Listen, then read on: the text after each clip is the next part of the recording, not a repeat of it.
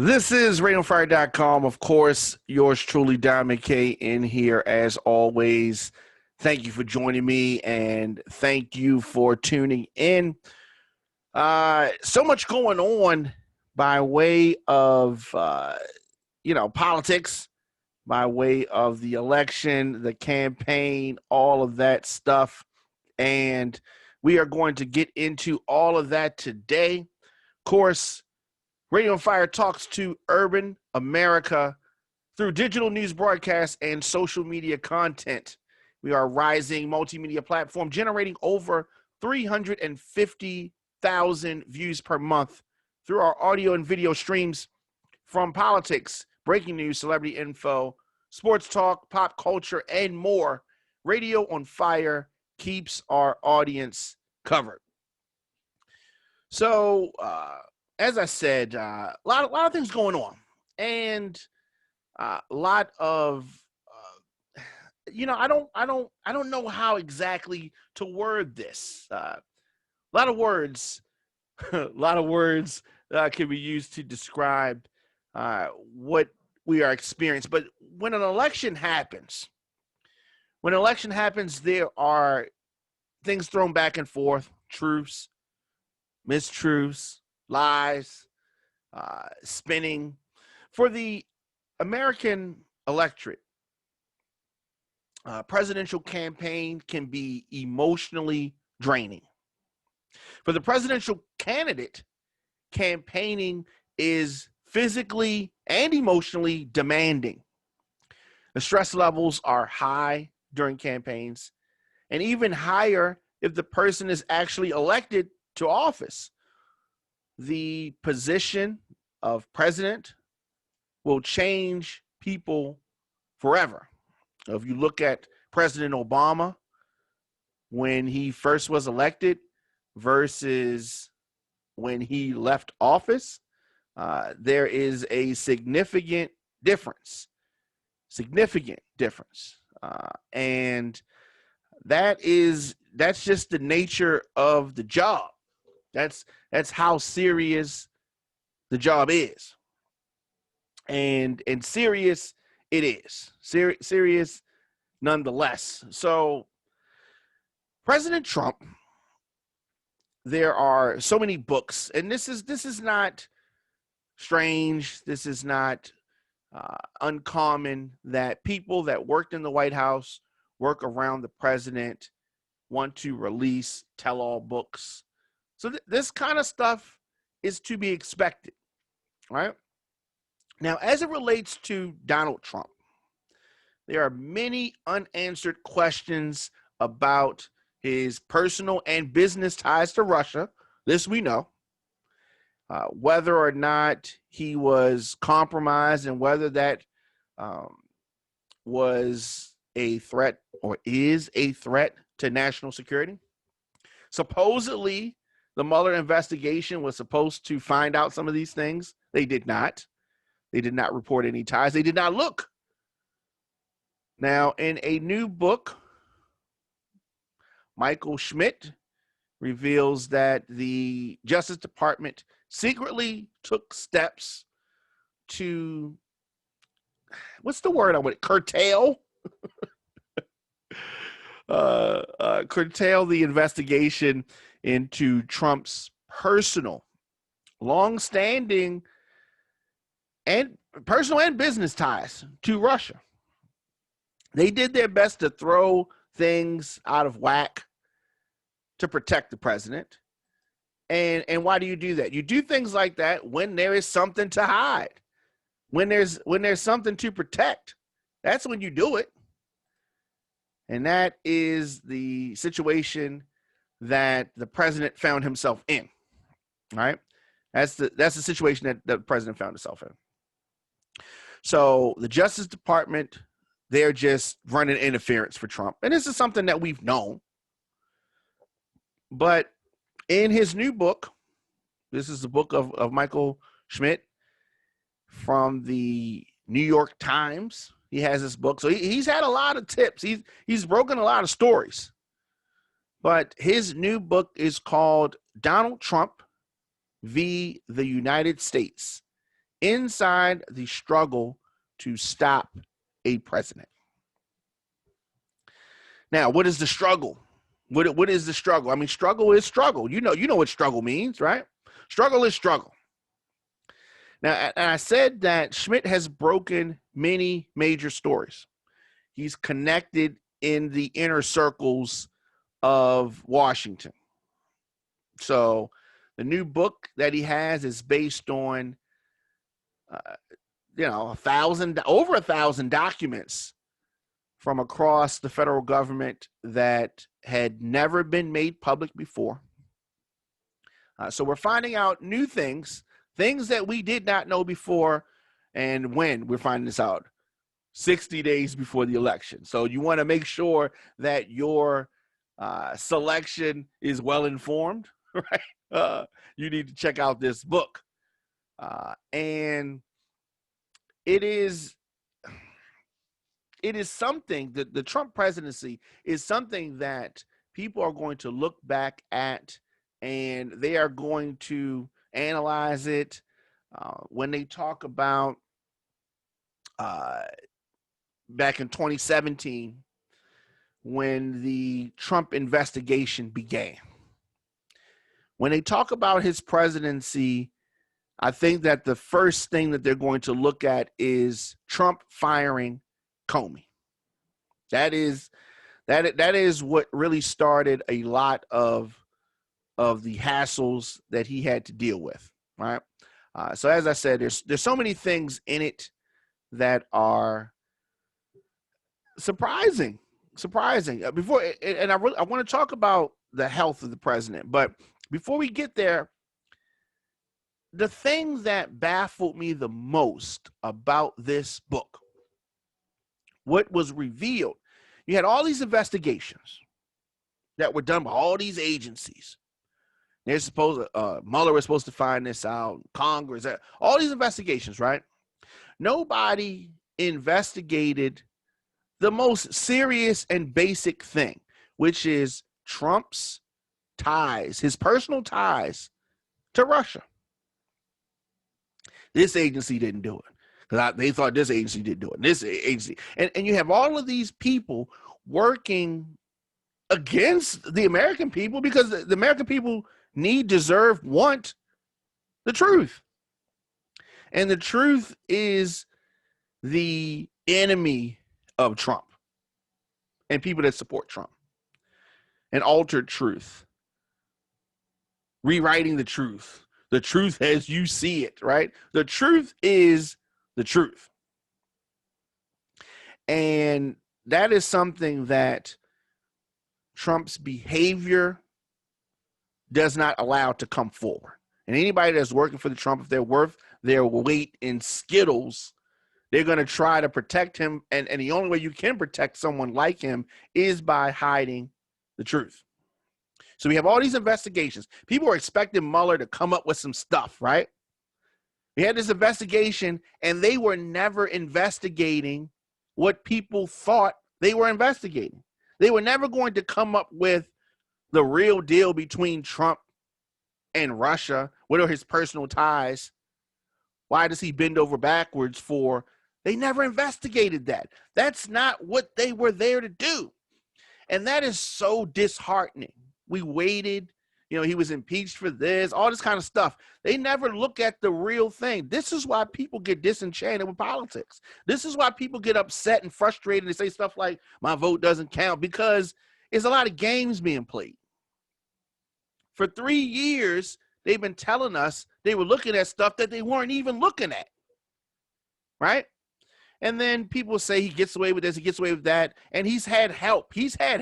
There are people that are in the government and in agencies that are complicit in this.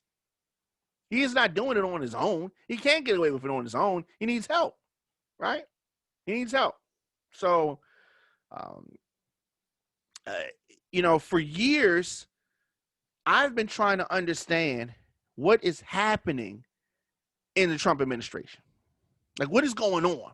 Like what's really good? What are they doing over there? Right? And the Senate Intelligence Committee They released a report, and this is a Republican-led committee, and they put out a report, and the report raised more questions than it actually gave answers, right?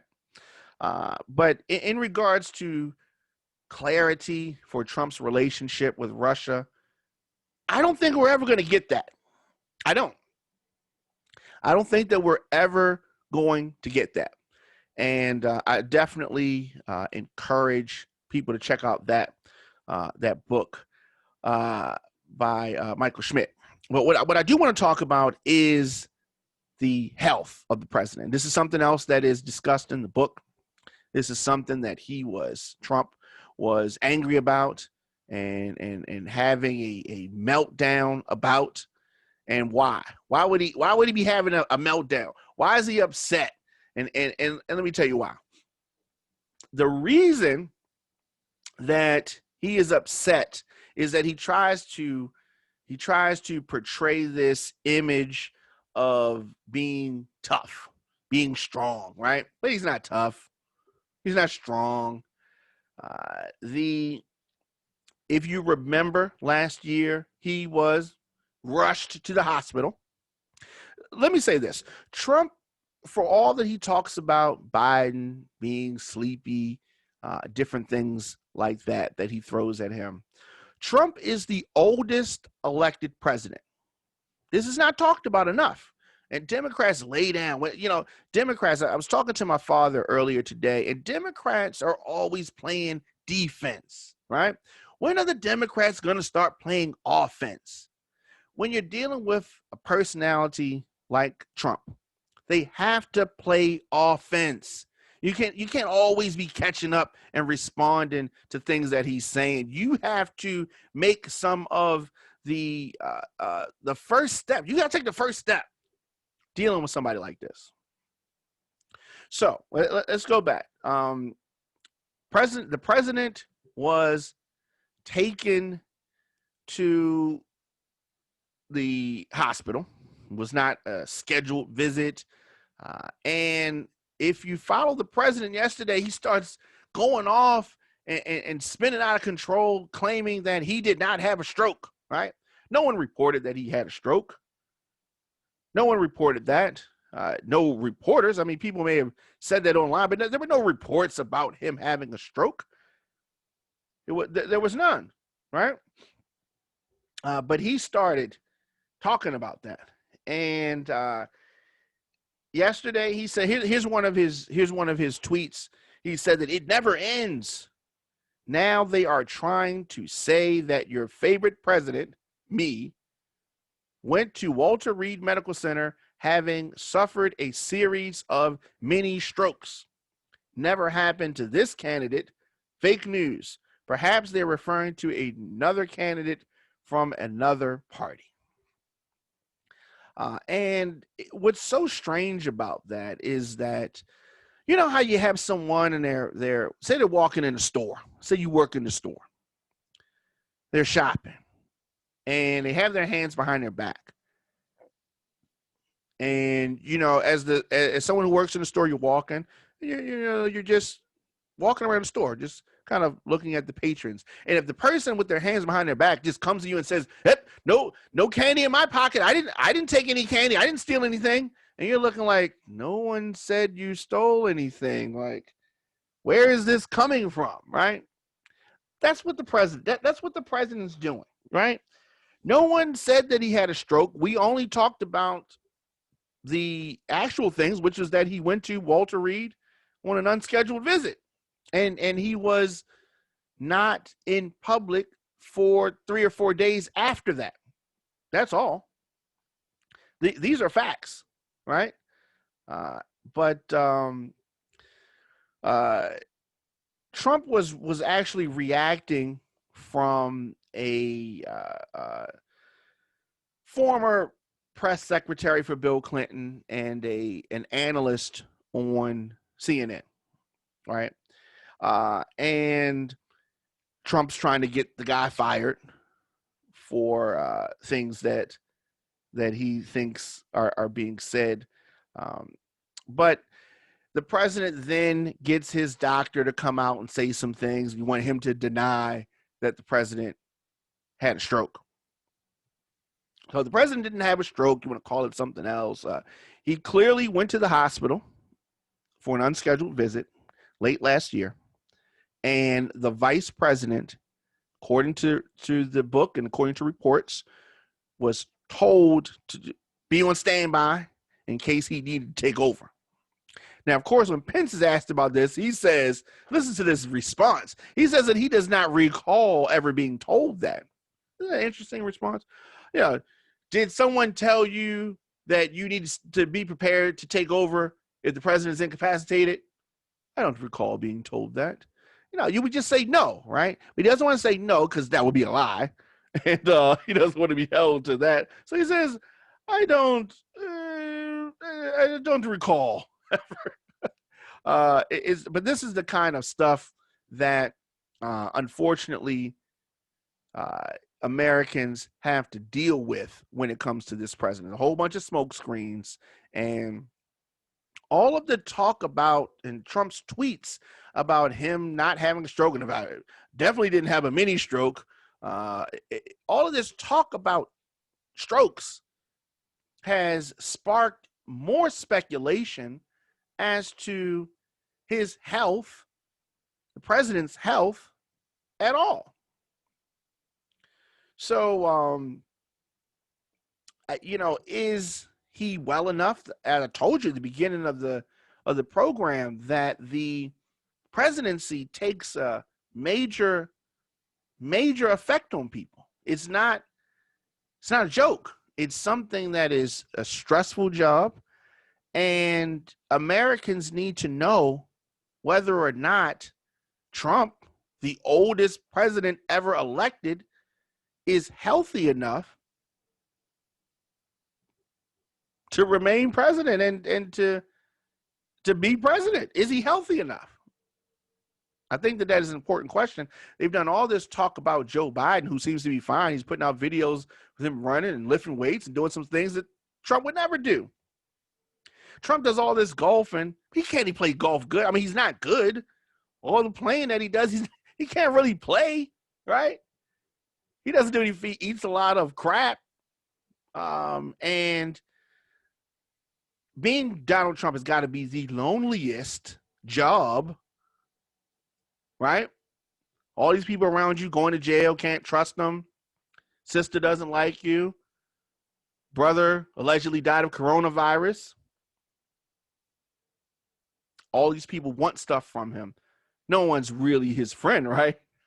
I mean, being Trump has got to be lonely. It's got to be lonely. Definitely lonely job. But is the president healthy? Is the president more healthy than Joe Biden? Is he? I don't know. I do know that Donald Trump's the oldest president elected. That's interesting. Something that we need to look at. Why was he at Walter Reed? We're going to find out. Let me know your thoughts in the comment section. Instagram, Facebook, Twitter, LinkedIn, TikTok, at The Diamond K Show, at Radio on Fire. A lot of Trump supporters get mad at me. And I understand, because Trump's your guy, right? So they get mad at me and they say stuff. And it's fine. And I enjoy talking to them. I enjoy hearing their perspectives. I don't agree with it. We are entitled to our own opinions. But like I said, I love talking to people who don't agree with me. But at the end of the day, I think we do agree on the fact that we love the country and we want the best for the country. If Trump was the best for this country, I would say it, but that's just not the case. He's not what's best for the country. I think that it is obvious when you look at the way he's handled so many things. The way that he's like a pirate pillaging the government. Trump, I'm talking about. He's a pirate. And his kids, his minions, his sheeple, all this stuff. It's a disgrace. It's a damn disgrace. Moving on, the Preakness in Baltimore, the Preakness will be held without fans. I mean, you got a lot of sports that are playing without fans, right?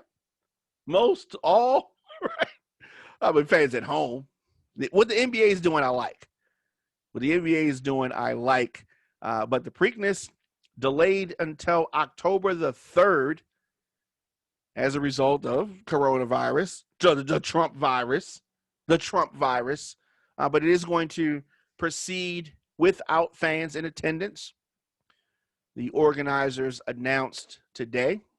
Stronach Group and the Maryland Jockey Club have been working very closely trying to figure out how they're going to do this. Horse race without people.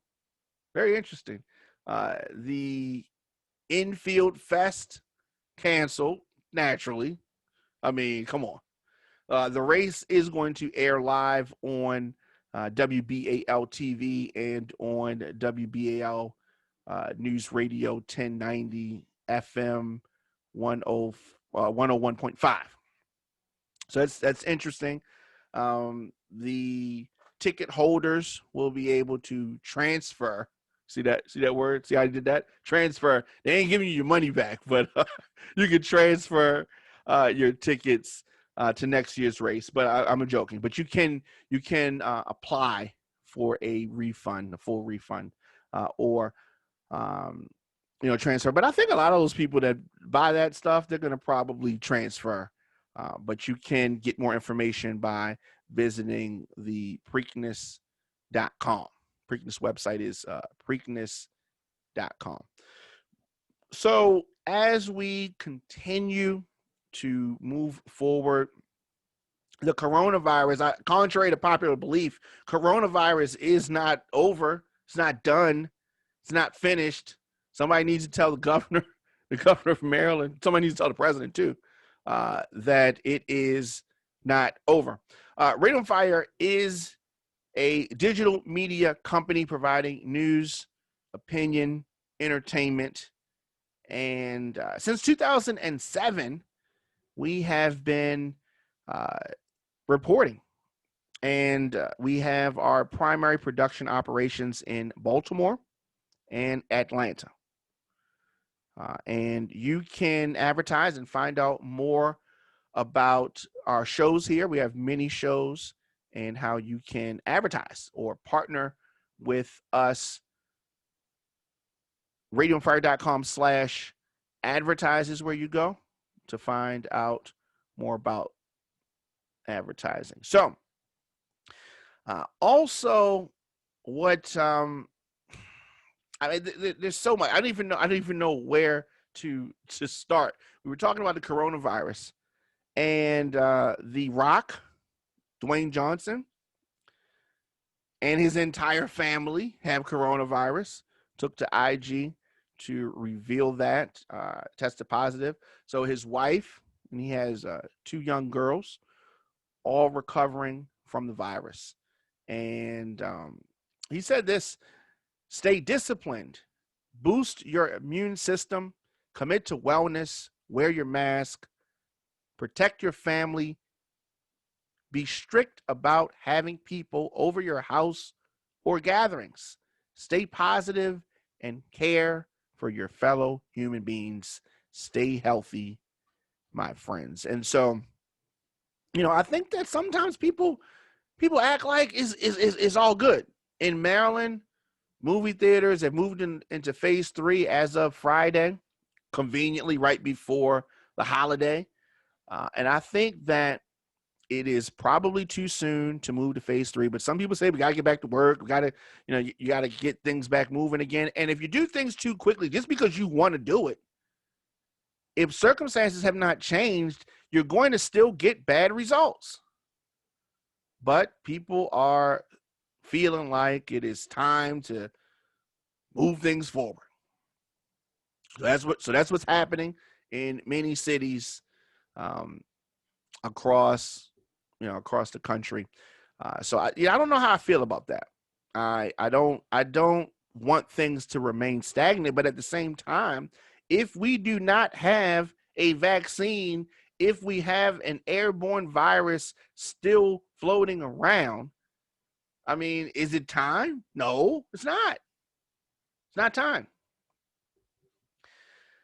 One point in this election that frustrates me is the focus on quote unquote law and order. So Donald Trump is having a big focus on law and order, what he is calling his just the refusal to he's focused on the protests, right? And people protesting, but there's no discussion at all as to what people are protesting for. He's only reacting to the protests themselves. And what is happening is there is police violence against unarmed Black people. There are things that need to be changed. And as we continue to see incidents happen over and over and over again, it is just beyond maddening. So there is a video that shows LA sheriffs shoot another Black man in the back. And this surveillance footage shows the moments just before the fatal shooting of the 29-year-old Dijon Kizzee. And, you know, the police claim that he was armed, and after he was initially stopped for violating vehicle codes while riding his bicycle. Video shows him getting into a physical altercation with the officer prior to the sheriff unloading on him. I just don't understand it, and I know a lot of we've had several police, high-ranking police people talking about this and the danger that officers are in, et cetera, and I understand that.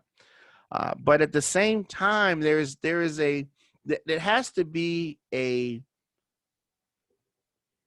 equal or a reasonable implementation or use of force exhibited, right? And unloading the clip is just, that's not reasonable to me. That's not reasonable. Unloading the clip.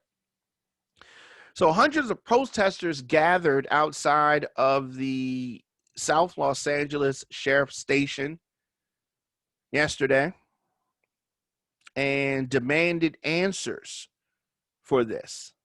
Shot and killed 29 years old Dijon Kizzee. Pronounced that right? Kizzee? And so this is very a troubling case. There's been many troubling cases. And I constantly have quote unquote law and order people, right? They'll talk about how these people are criminals and this or that, and they'll go into their background. Oh, the whole thing that mainstream media does, tearing down victims. It does not matter if the person had a record. It does not matter if the person was not perfect.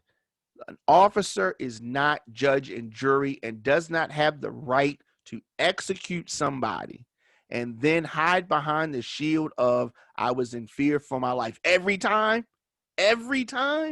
No. And I don't care if there are rules of engagement, right? Yes. I mean, what happened to just a police officer whipping some ass, right? What happened to that? What happened to shooting him in the leg, disarming him, and then locking him up, right? Why is it every time you're in fear, they take it to 10 execution every time? But so that is what's disturbing.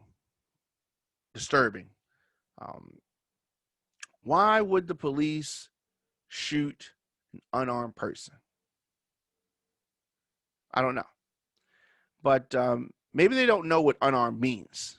If the person does not have a weapon in his hand, he is unarmed. So, but this just continues to happen over and over and over again, and I can get into so many cases where we've had situations like this, and Republicans are going to continue to use people reacting to the deaths of other citizens, fellow citizens, and they're using that as their platform, ignoring how bungled the response to coronavirus has been, which is still going on. Numbers still climbing, people still passing away from this, and there's never been a national strategy announced, implemented. For months, as you remember, this White House ignored the severity of it. But, that's where we are. Of course, just tuning in, your man Diamond K in here. And before we get out of here, I do mention briefly about this COVID-19. In Maryland, the governor, Larry Hogan, says that all Maryland businesses can open on Friday. Now, of course, you're getting some contradictory stuff from the mayor of Baltimore City. We'll get into that in a minute. But he says that the governor says that all businesses in Maryland can reopen later this week as the state enters the third phase, enters the third phase of the coronavirus recovery plan, right? So what is he basing this stuff on?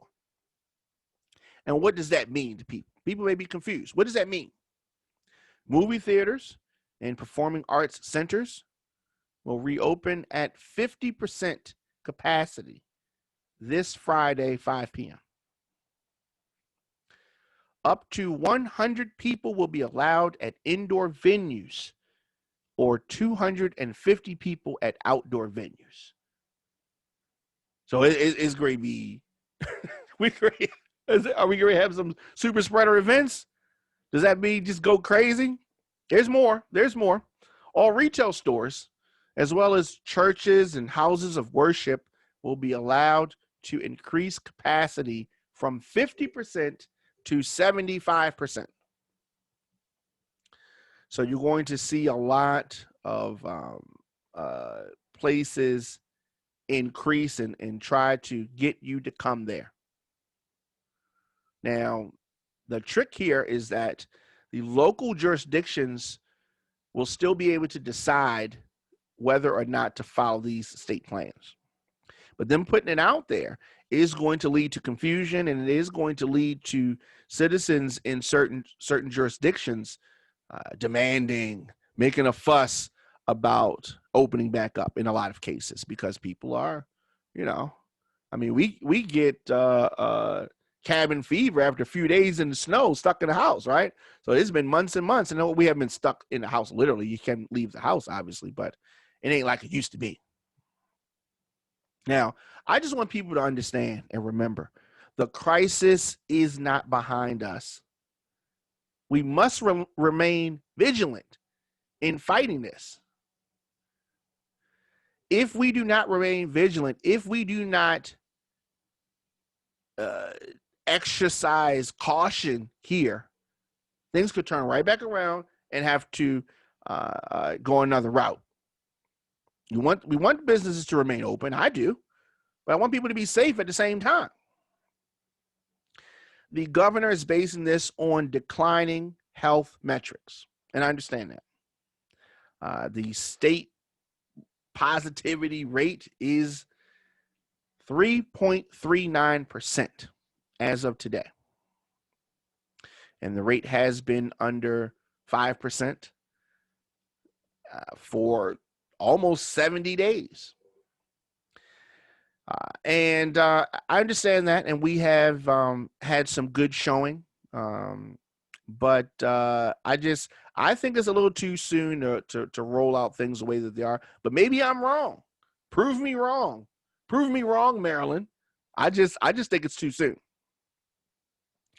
But I understand that people are antsy, and I understand that people. I mean, we got an election coming up. What kind of effect is the election? A lot of people are going to vote in person. What kind of effect is that going to have? For my suggestion is that people vote absentee, but a lot of people don't trust that, and they want to vote. Now, what does that mean? Absentee. Absentee means that you're requesting a ballot and you're going to send it in at a certain period of time. All right. Now, that's, I think, is the best way to do. That's what I'm hoping that my parents do. Right. They are in a sensitive generation as far as age. Right. They're in that 60 range, and I want them to do that, and I encourage them to do that. I hope that they're going to do that. A lot of people are going to vote in person. A lot of people are going to be standing in line for a long period of time, and we don't want something like the election to push things back, right? But we're going to be talking about this, and we're going to have some candidates on the program talking about the platforms and the such in the days and weeks to come. But as always, your man Don McKay, I am here, 7 p.m., radioonfire.com/live. You can advertise with us, connect your message with our engaged audience of over 350,000 listeners and viewers per month. radioonfire.com/advertise is where you go to get started. Follow the Don McKay Show on Spotify or your favorite podcast network. New shows, as I said, drop daily. radioonfire.com, thedonmckShow.com. You can always support the program via Cash App, $ DJ Don McKay. And of course, your donations help us continue to do what we do here on the program, and that is to bring you independent news, progressive opinion on politics, social issues, and entertainment. For booking or media request, djdiamondk@gmail.com is where you go. And until next time, if you can see it, then you can be it. It is all about having a vision. Thank you for tuning in and watching and listening. I will see you guys tomorrow.